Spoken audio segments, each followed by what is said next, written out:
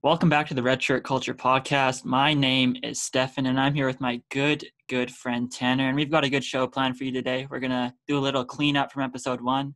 We're going to talk some sports, specifically the MLB and NBA coming back potentially. And then we're going to finish off with some terrible documentary ideas in the wake of The Last Dance officially being done.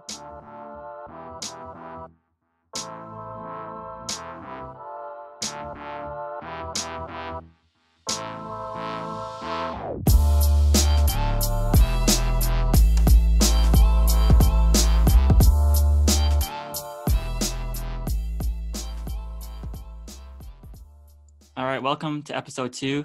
Who would have thought we'd be doing this again after the first one? 2 weeks, that's quite substantial in the podcast community, but we're back. It's been a week. So Tanner, would you like to talk about a bit how your week's been? Has it been terribly boring like mine, or have you gotten up to anything exciting? Yeah, I wonder what the stats are like for people who say that they want to start a podcast and don't get back past the first one. I think I was reading, I think it's usually it stops after the 7th. That's kind of like the average podcast length. So So we just got to make sure we make it to 8. Yeah, that's all we have to hope for. Okay, well, my week's been pretty normal. I got a couple of good stories. I was out biking on my one day because I've been off running with a IT band thing. So I was out biking, and I was biking in a neighborhood where one of my close buddies lives. So he lives kind of up on a mountain. So I was going up the hill, and I knew he just got a new car, a black 4Runner. So this black 4Runner whips by me, and I raise my arm and I like wave and kind of yell a bit, and then he goes around the corner because it was like a switchback, and I was thinking, oh, I wonder if that was him. So I go around the corner, then the 4Runner was pulled over on the pullout around the corner. I was like, oh, this is definitely like my buddy Logan. So I go bike, I'm like slowly biking uphill towards this guy's 4Runner, and he's got his door open a little bit. He's wearing a hat just like my friend Logan does. So I yell out, how you doing, Dr. Ugly? Come on out here. And then I'm like right beside this 4Runner. The guy opens the door. It's not Logan. He says, hello. So yeah, gave me a good laugh for like the next 20 minutes. I'm surprised he didn't run me over. And then a couple of days later, I haven't really been out to many grocery stores or too many stores, but I kind of went out to a grocery store for my first time. And the TNT Market, that place is like, it's like a hospital in there. It's so clean. And then I went in Walmart next, and there's people in Walmart like licking the floor. They're like rolling around. They're doing everything. So yeah, just a good reminder to stay safe. Not everyone takes it seriously. I haven't been out at all in the past week, so I don't have any fun stories about that. But my elbow's on fire. Like, for those of you that don't know, I'm teaching myself how to throw left-handed, and I think the day that the MLB season was postponed, I was like, I need my baseball fix every day, so I'm going to teach myself how to throw left-handed. And I haven't taken a day off since. Like, some days I'm doing 2 days, some days I'm doing 3 days. I'm throwing well over 100 balls a day, and my motion's getting better, but my elbow is taking a toll at this point. Like, do I need Tommy John? Potentially. Like, it's not feeling good. Like, I don't know what to do, but I'm addicted to it. I can't stop. Like, it's the only thing I do every day. That's the only thing I have planned. Well, I guess that's not entirely true. I also hoop every day. Usually in like 15-minute segments, I go outside in the front yard, hoop a bit. My jumper is so good now. My jumper used to be my weak part of my game, but I've got it good. That's saying something. My number one play, pin down. I come up, curl around the left elbow, and I hit it probably 8 out of 10 times. I'm kind of like JJ Redick, but inside the 3-point line. That's pretty much it. If I take that to an actual court, it's not going to translate. So I've been thinking of this concept. So I don't know if you have the same thing, but when you play on your own hoop, you're so much better than anywhere else. It's like Yeah. where you're Especially comfortable. when it's 8 feet. Yeah. I mean, what? I mean, your hoop is 8 feet, mine is 10. So, but like I'm dominant on my own hoop. I let MJ win if I played against him just to respect his greatness. But like if LeBron came by, I'd probably beat him.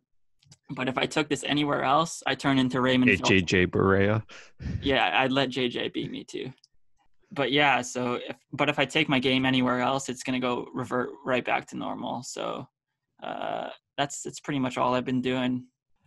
So we thought we'd do a bit of cleanup from the first episode. I think we were a bit nervous and didn't get to everything we wanted to talk about. So we haven't graduated yet. We were supposed to graduate, but we deferred that because our track season was canceled.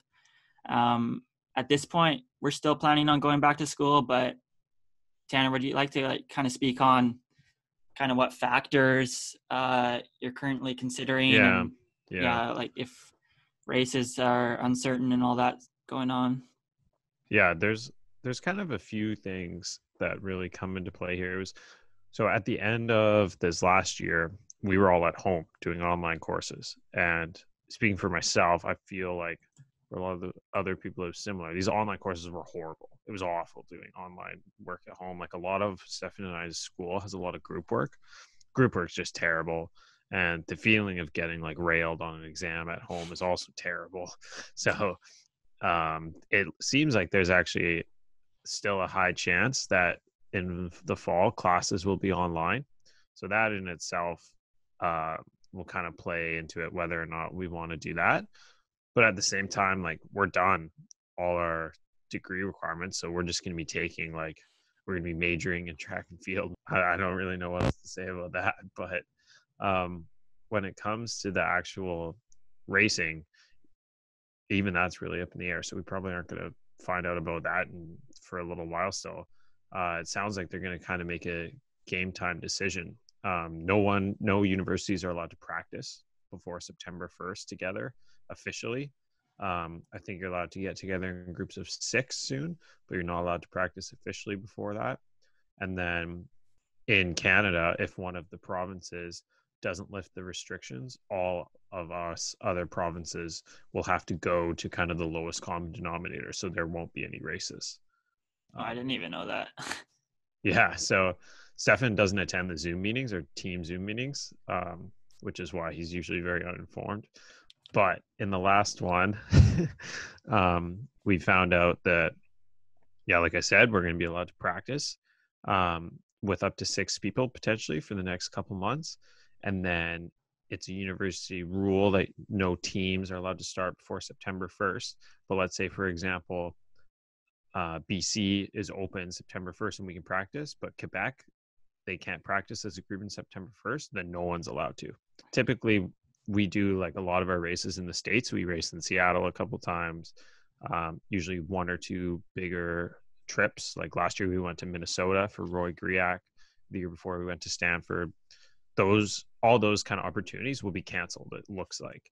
So that's another thing. Like, do we really want to go back if we're only going to be racing around British Columbia with the 2 other universities? Because it sounds like all our races will be locally within our own province, except for Can West in Saskatchewan, and then U Sports, which is supposed to be in Quebec right now, which is probably the worst possible setup. So for those of you who don't know, Quebec is the worst province in Canada as far as coronavirus cases. So there's been some talk about trying to get it in BC. Our coach has been talking about it. There's also concerns over we can't run a mass race with 100 people.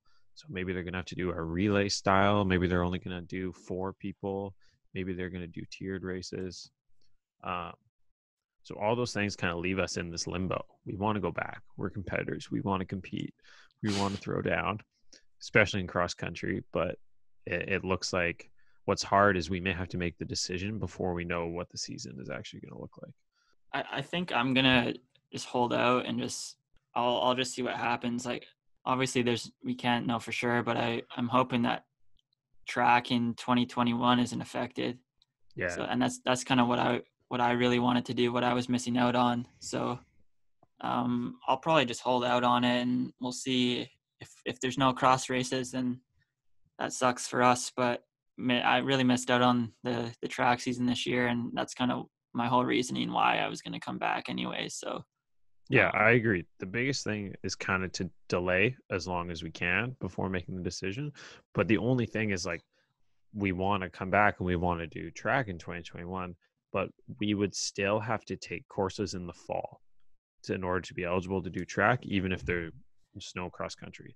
So that kind of weighs in our decision too. Do we really want to take 4 kind of mean nothing classes so we can race in the track season again? I wish we went to Oregon because Marcus Mariota, in his Heisman year, I wish I went to Oregon too.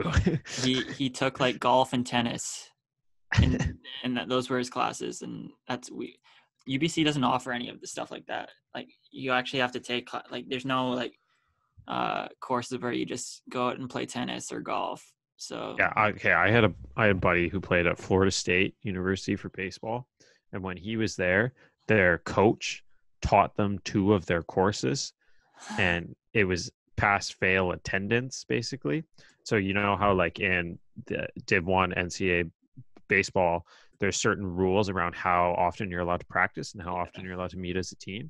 So the coach would sometimes use these courses he taught as practice sessions to get around the NCAA rules as far as practice times. Are you trying to start a scandal right now? I'm just trying to get the aggregators on us to let us get some attention.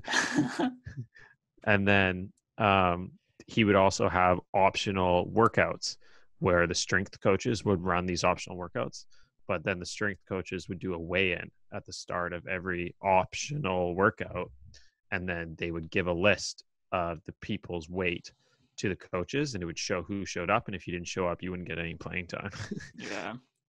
That's really off topic, but yeah. Okay, well, just kind of go back. When's your date of no return that you'll decide? Course registration, or would you back out like August 30th? Because we normally have a training camp in Whistler the last week of August, but we won't even be able to do that unless things drastically change. I feel like I'm just going to ride it out anyways. Yeah. We would have to take classes in the fall to be eligible for track, right? I don't know. Like things could maybe be different. Yeah. If we don't have to, then that'd be sweet. Just take one course in 2021. Yeah. That'd be awesome. That wasn't really clean up of our last episode, but whatever. It's just good content. It's great content. So let's shift a bit to some sports talk. So how big of a Bundesliga soccer fan are you? To be honest, I don't even know that much about it. That's the German league, right? That just started up again. Yeah, I think Alphonso Davies plays in it. Oh yeah. Bayern was it Bayern Munich? Yeah. Because they're playing with no fans. Yeah. I don't really know like exactly how they're doing it. So are they testing all the guys before and after? Or are they all staying in the same hotel? I have no idea. I didn't read anything about it. Stefan's more of a Korean baseball league fan. Yeah. NC Dinos, baby.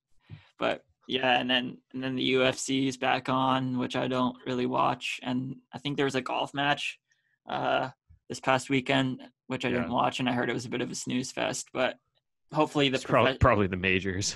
Yeah. Classic snooze fest. Hopefully they can be a kind of a blueprint of how to get back. Obviously team sports have way more people involved, but there was some good news this past week about hopefully the NBA and MLB returning. So some states said sports without fans can return soon, like California, Texas, and New York, which is a good sign. The Toronto mayor did say on the 15th, I believe, that Toronto sports may not be able to return until the fall potentially. So that obviously affects the Maple Leafs and the Raptors and the Blue Jays. So I don't know what the Raptors and Maple Leafs would be planning. I guess they're kind of focusing on more of like wait, hold up. And the Toronto Argonauts, the CFL. Can't disrespect them. I'm going to disrespect the CFL. I mean, I might be the most dominant running back of all time in the CFL.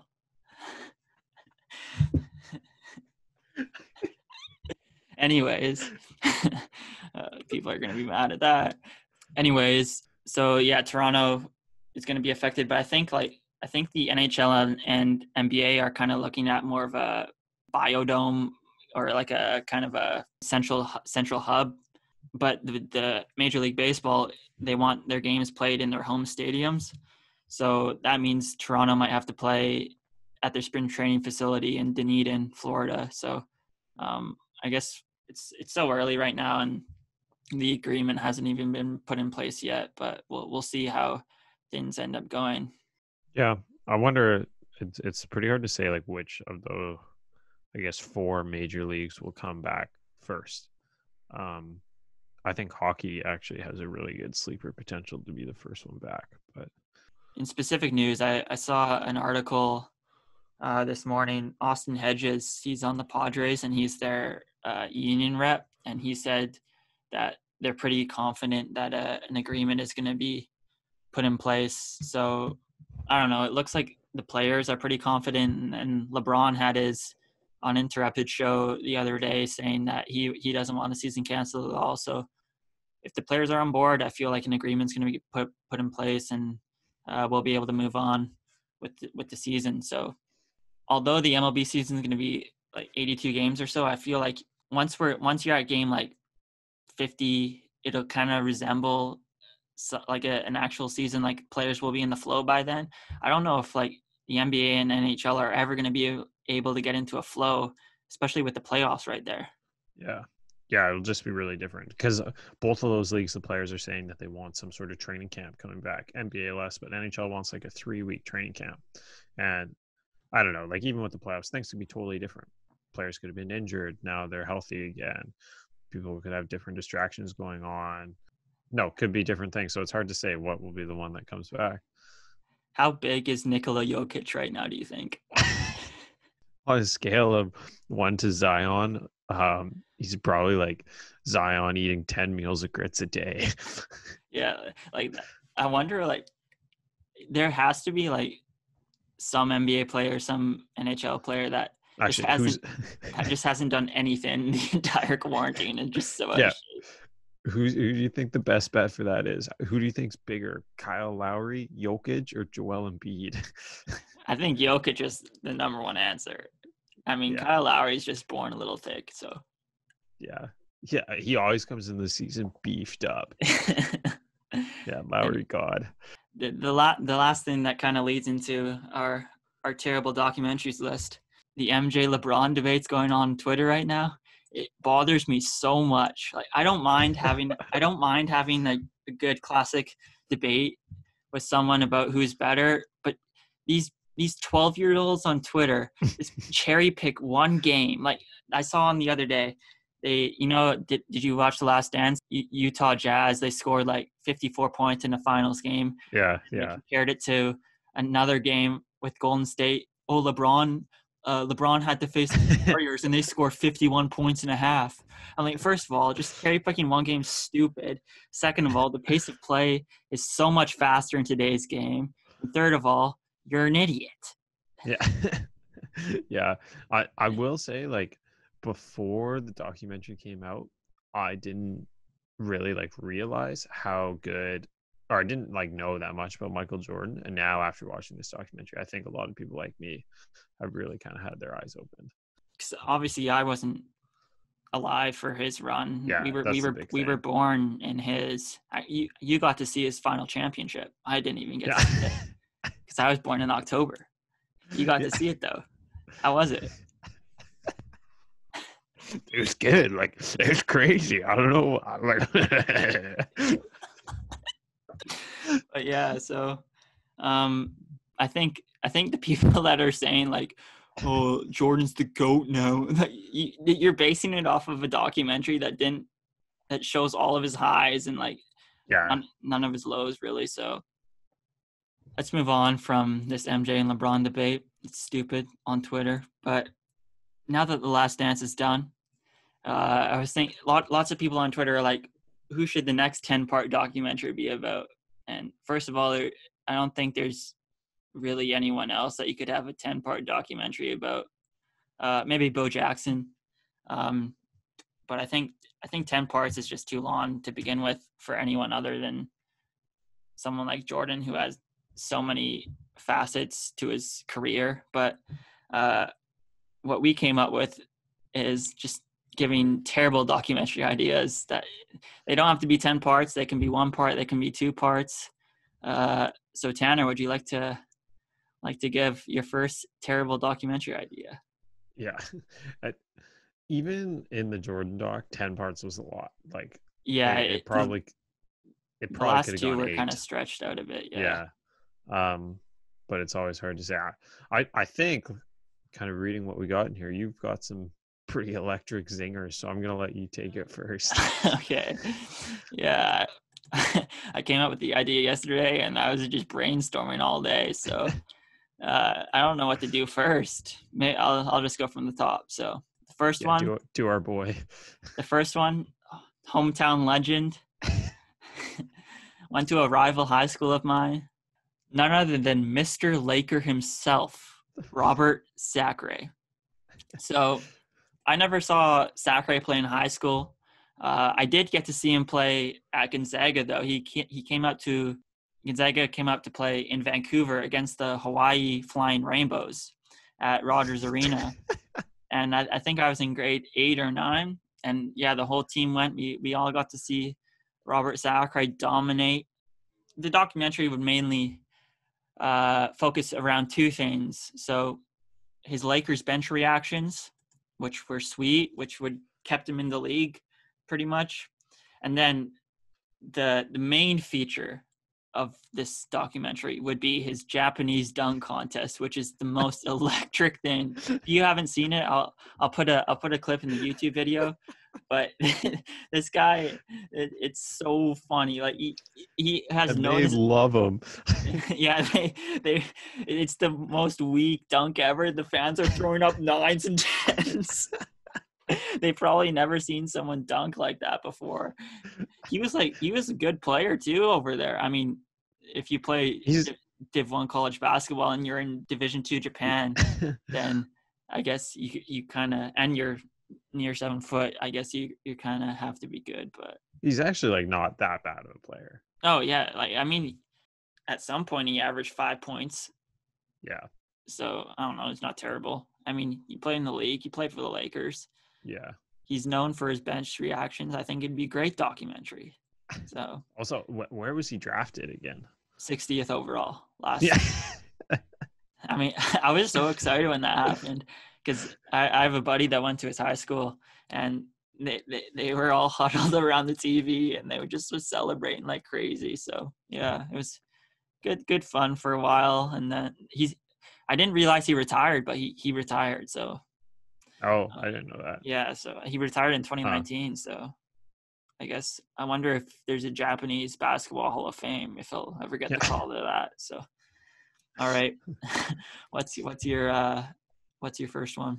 Okay, so my first one, to take it outside of basketball, is the Mayweather Pacquiao fight in 2015. So I'm not a huge fan of boxing, and I think a lot of people out there weren't, but this fight was hyped out like out of this world. It was called the fight of the century. They sold like 4.6 million pay-per-views. Like everyone was so excited. We had Mayweather undefeated fighting Pacquiao, some good trash talk. And then it turned into it was just like a huge letdown. Like there was more hugging in this fight and like close, like cheek to cheek contact than we see in an episode of The Bachelor. Like it was just, it was disappointing. Probably the best thing about that, like you would have to do like 4 episodes of a documentary just on all their talks for setting up the actual bout. Like the fight itself would probably be like 2 minutes of the whole documentary. Yeah, I think like a good part of the documentary would just be all the people illegally streaming it on Instagram, like you were pointing out. So that honestly would be the best part. Like there's you mentioned in the notes that you watch it on Paul Chalimo's Instagram. Yeah. So I don't know how many people know who Paul Chalimo is watching this, but he's 2016 Olympic silver medalist in the 5,000 meters. And so I guess I did the same thing. So I didn't pay for it on pay-per-view or anything. Oh, it was expensive. Yeah. So we were just watching it on Instagram live through Paul Chelimo's Instagram, and it was like such bad quality, but his commentary was electric. Yeah, it was like him in a bar filming from like 15 feet away of the screen. Yeah, I remember because I was over at a friend's house and we were watching it, and like this guy became a lifelong Paul Chelimo fan. So Yeah, I guess no, it's true. I If you did a documentary on this, the documentary would be about everything except for the fight itself. yeah. So I think Paul Chelimo definitely deserves a feature in it. So Yeah. for my second one, mine are so stupid. Most people probably know who he is, but his name is John Rouch. And you may be wondering why someone would ever do a documentary on John Rouch. Well, first of all, he's 6'11", 290 pounds. He's got tattoo arm sleeves, and he's closed ball games in his career. You know, like he's menacing. He's 6'11", got the tattoos, makes hitters piss their pants before they get up into the batter's box. And this guy was topping out at 89 miles per hour for most of his career. Like we gotta put up a picture for the YouTube guys in here. Yeah, but see him. Like how can you be that tall and that menacing, and you're throwing 89? Like, what are you doing? That's like, I mean, you have Randy Johnson, who's like 6'10", blows 100 from the left side, and then you have John Rouch, 6'11", tops out at 89. I mean, like, what are you doing? I'm sure his stuff plays up because he's so tall and his stride's so long and he can release it closer to the plate. But I mean, what are you doing? Just 89 miles per hour. And I guess the documentary would cover just the mental hurdle of being that tall and being that menacing and only throwing 89. So I guess it would be more of a documentary to get inside of the head of John Rouch. So that's my second one. Yeah, I mean, I would probably watch that. That'd be wild. All right, what's your second one? Okay, so for my next one here, I think the title of this one would probably be The Chosen One. And then the subtitle would definitely be like The Greatest Canada Has Ever Produced, Anthony Bennett. So this Anthony Bennett, like, I don't know if it would necessarily be a terrible documentary because his fall from college and from first overall pick would maybe actually be interesting. But I think it would actually be cool to look at what it's like being like labeled the biggest bust in NBA. Yeah, it actually, like, it would be a terrible documentary following him for his basketball pursuits, but just the pure entertainment of it would be pretty interesting. So for those who don't know, Anthony Bennett was drafted first overall 2013. He did kind of overcome a lot to make it to the league out of Brampton, single mother, 2 jobs. So yeah, he made it to the league. It just kind of started like even 1 month before the actual draft. He had surgery for sleep apnea and asthma. And I mean, this should have foreshadowed his career. He was a stud in college, but he was kind of injured, so it was hard sample size. And then he finally made it to the league, and it took him like 2 years to score in the double digits. It was the slowest ever double-digit game for a first overall pick. He ended up playing in the Euro League. He's a Euro League champion. He averaged 1 point a game, and I think most recently, like last year, he may have played in the G League for the Clippers. But okay. I'm not quite sure. But yeah, there would be some interesting stops along this, but his actual basketball part would just be brutal. Yeah. Okay, what do you have next? This next documentary, it's going to be more of a spiritual journey. So it starts out with DeMar DeRozan. The opening scene is DeMar DeRozan on the left wing going, and then he 360s and nearly dunks on Jia Chen. So this happened in 2016. If you don't remember, it's the missed dunk from DeMar DeRozan playing for the USA national team in preparation for the Olympics that year.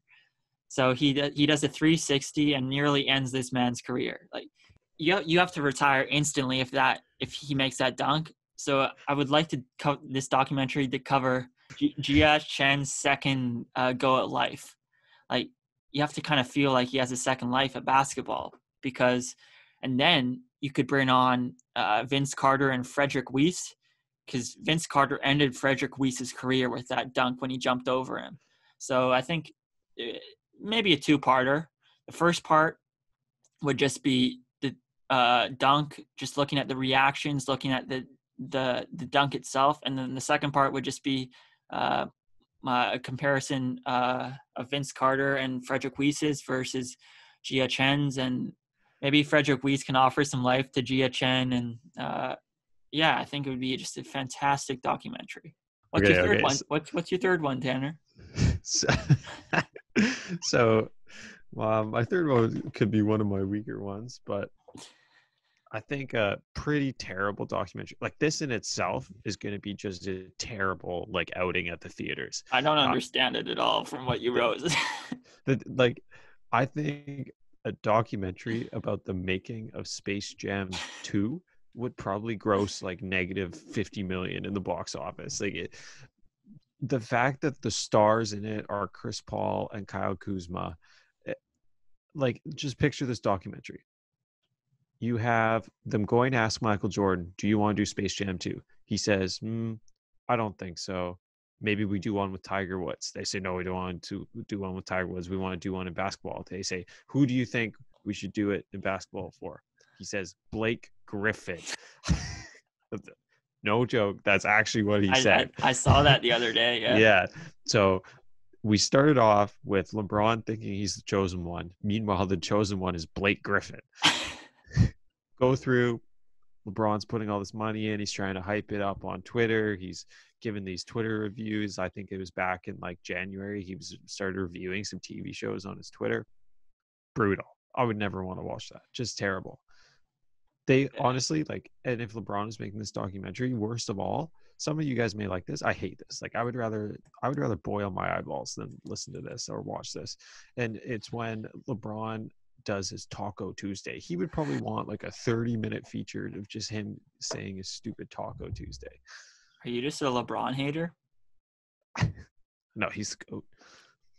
So for my last one, I think this might be the most electric idea of all time. I'm not trying to brag or anything, but I hope no one's ever thought of this before. But whenever Woj or Shams has a scoop, and then everyone replies under it, Woj bomb and stuff like that. What I was thinking is that we make this an amazing race. So this isn't as much of a documentary. I guess it's kind of more of a reality show. So you give, or I guess one team has a scoop. So say, I don't know, Pascal Siakam signs a contract extension. I don't know, whatever. And so Masai Ujiri has the scoop, and he's not. I don't even know how this is going to work, if I'm being honest. But it's a great idea. So Masai Ujiri has to tell one person, I guess, and he has to give Woj and Shams a clue. So they have to figure out who they have to contact. Maybe it's like a little riddle or something. Nice little riddle you have to go through the contacts or something, figure out who they have to contact next. And then maybe this guy gives them a challenge, like a typing challenge, a keyboard challenge. You have to type up something. Challenge. You have to like whip your phone out, type quickly. Whoever gets it under 10 seconds, then they can advance. And then it's just an amazing race to get the scoop. I think that would be electric TV. Yeah, I'm trying to figure out if this is a terrible documentary or an amazing documentary. It has to be ironed out a bit. I did not explain it very well. I don't know how to get kind of a half-baked idea. Yeah, a little bit. I don't know how it would work. Like the Masai has the scoop, and I guess 3 people or so have to be involved. So why? Because there's different stages. Like one person has the initial clue, and whatever. Maybe it's just a riddle to find the next No, person. it gets sent to both of them at the same time, and then they race to see who can figure it out first. All right, so the riddle is just sent directly to them. And the first riddle is going to be just a clue about someone in both of their contacts. It's the same person, obviously. Yeah, has like a lead. Yeah, so this person, once they find them, they have to complete a task to get the next clue. So that's the typing competition. And then I don't know what the third clue will be, but once you get past the third clue, then you can get to Messiah and get the scoop. So, I mean, I think that's pretty genius. Yeah. I think, yeah, that's really good, actually. I think like 4 people would watch it. I mean, it's more than our first podcast. Yeah.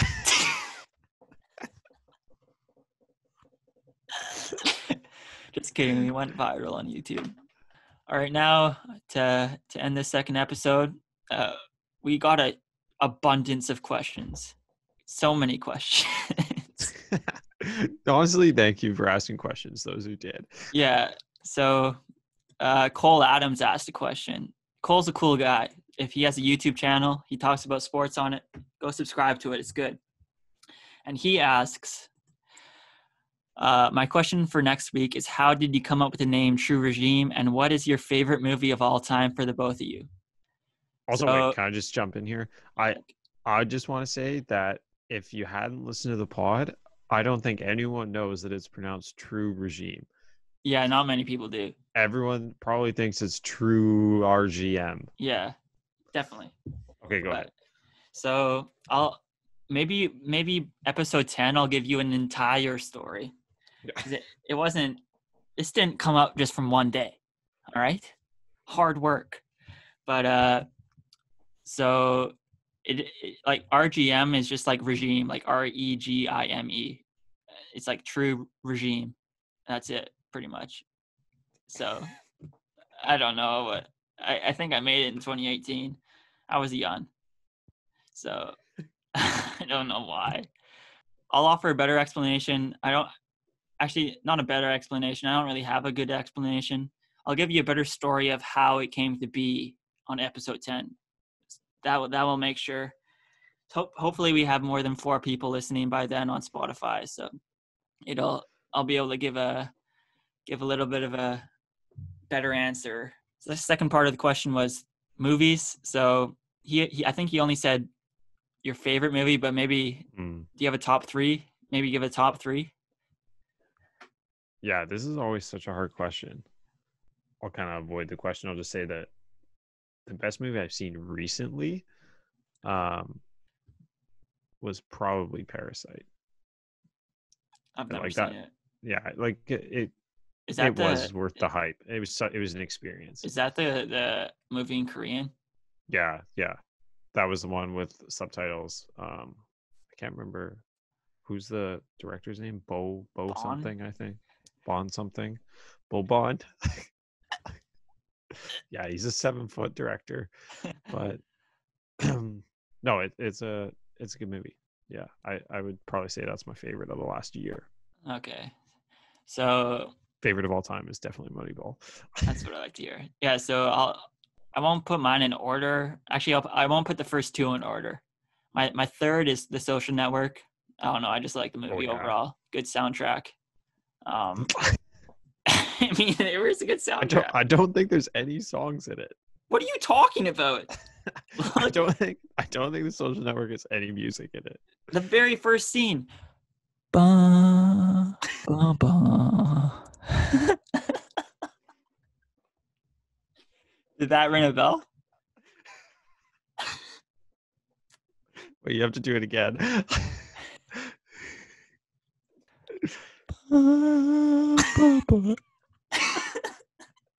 Oh yeah, now I know. There's so many good songs in that movie. What are you talking about?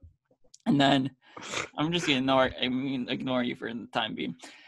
My top 2, Moneyball and Inception. If Moneyball was about cricket, Inception is the greatest movie of all time. I mean, it's so good. I love it. I've watched it twice. in the past 2 weeks, I think. For those of you more interested in the movie side of things, we'll hopefully have a guest on in the next few episodes, and we'll be able to get a little more Yeah, into it. movies on our team is very contentious, just Yeah. mostly because we like to stir the pot, and there's one guy on the team that is a big movie critic, so, and he doesn't like our taste. So, and Cole, I know you like Ratatouille a lot. Cole's a big Ratatouille fan, so I haven't seen it in a while, but I've listened to Le Festin while I was studying a bit, which is a good song, good soundtrack on Ratatouille too. So I'll also give a shout out to Cars. Cars is a great movie. Okay, moving on. Next question. Next question from Dr. Carpenter. Yeah. who was this out there? Is this loyal Carpenter? I know who Dr. Carpenter is. I'm not going to say his identity though. Is he on our team? I don't know. Okay. Okay. I'm not going to just release identity like that.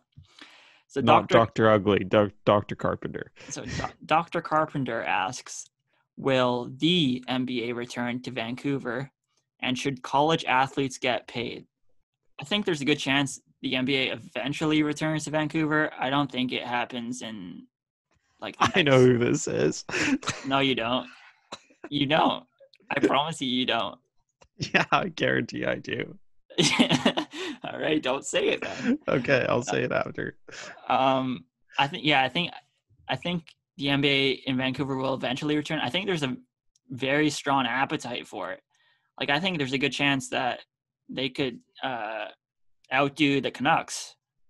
Yeah, I totally agree. I like to think within 20 years we'll have a team here. Like Vancouver, there's enough.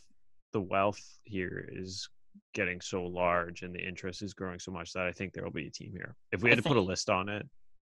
Oh, sorry, go ahead. All right, I was just going to say Seattle's going to get one first, though. Yeah, I was going to, like, if we have to do a list of teams or cities most likely to get one, I think the ones that are usually mentioned are Seattle, number one. They'll probably get it first. And then Vancouver, and for some reason, everyone says Las Vegas. So I think Las Vegas might be ahead of Vancouver. There's like Seattle, Vancouver, Las Vegas, and then some of those. The problem is those are all west. Yeah, and then some of the guys out there also say Pittsburgh. Yeah, Pittsburgh could get a team. So. Which is tough. Obviously, like for us, I've always said even if it's Seattle that gets a team, because I'd like to think they'll get a team within 5 years because they have a new arena because they're getting their NHL team. Yeah. If Seattle gets a team, I'll buy seasons tickets. Second part of that question, should college athletes get paid? I don't think they should get a salary. I think you should just be able to benefit off your name and likeness. I feel like it makes complete sense to be able to like have a YouTube channel and be able to monetize it and stuff. The fact that the NCAA disallows that is kind of ridiculous. Yeah, I actually think in Canada, because this is more an American issue, but I feel like if the NCAA tried to do that in Canada, it would violate your charter of rights and freedoms. So I think that big social studies guy. So I've always felt that the off-court stuff, aside from salary, they should definitely be compensated for, because there's all those stories about kids having YouTube channels and then being blocked from playing, or like there was a track athlete at Texas A&M who ended up leaving because of that, and there's been other ones. So yeah, like some people argue like it will make a unfair advantage like from big schools and small schools, like kind of the advertising dollars and stuff, and what potential the student athletes can make if they choose different schools and stuff. Like obviously a Duke basketball player will have more opportunity to make money than a Moorhead State basketball player. But like if you're a better player, then you're going to be able to get the opportunity to go to a big school and make that money. If you're not a good player, then you wouldn't make money regardless. So it kind of sorts itself out.